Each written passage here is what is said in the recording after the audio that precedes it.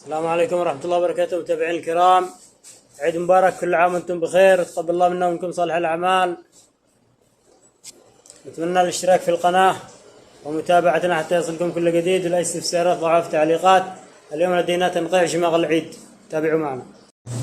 طبعا كما ترون هذا الشماغ الجديد. الآن نحضر الساطل نملأه بالماء. طبعا موية تحلية أفضل، لأن الموية المالح تجعل الشماغ قاصي.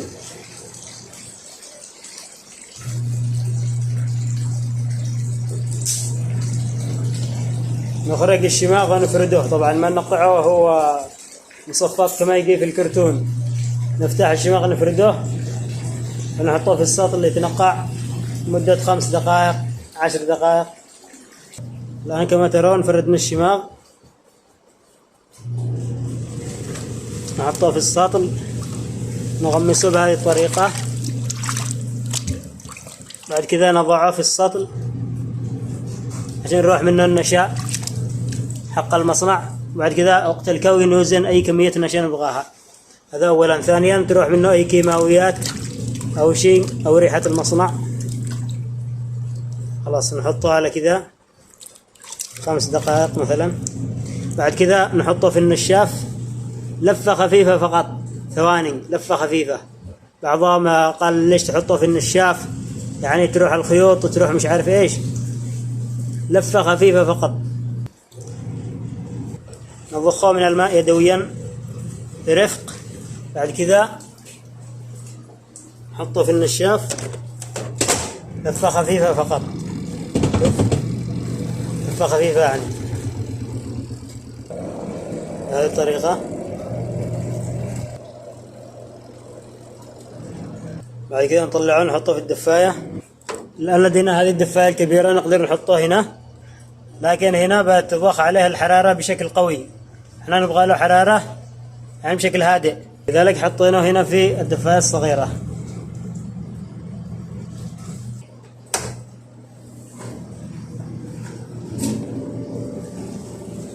بعد كده نطلع الشماغ نفرده يبرد شوية ثم نكويه بشكل كامل. تابعوا معنا.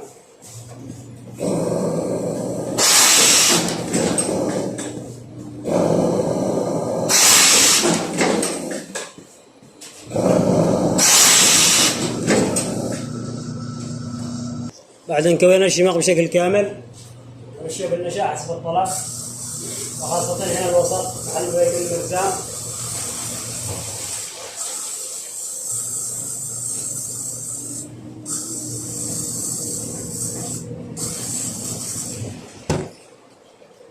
بعد كذا نطابق من الأسفل من عند العلامة، من العلامة طبعا نمسك بهذه الطرف، ننزل الشماغ بهذه الطريقة.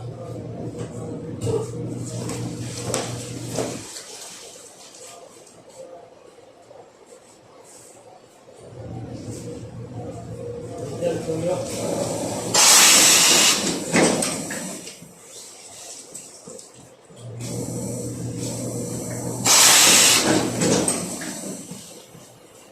الطرف إلى الطرف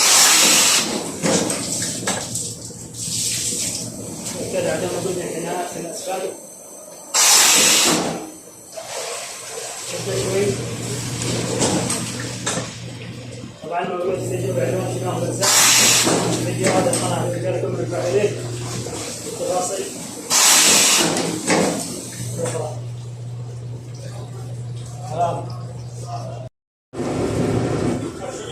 كذا نعطى الشماغ يعمل مرزام التنشيف.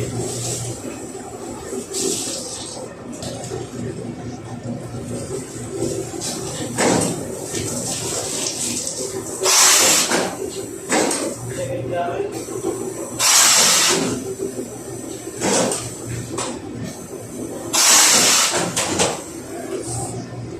والآن أصبح الشماغ جاهزا بعد تنقيعه ووزنه وكويه مرزام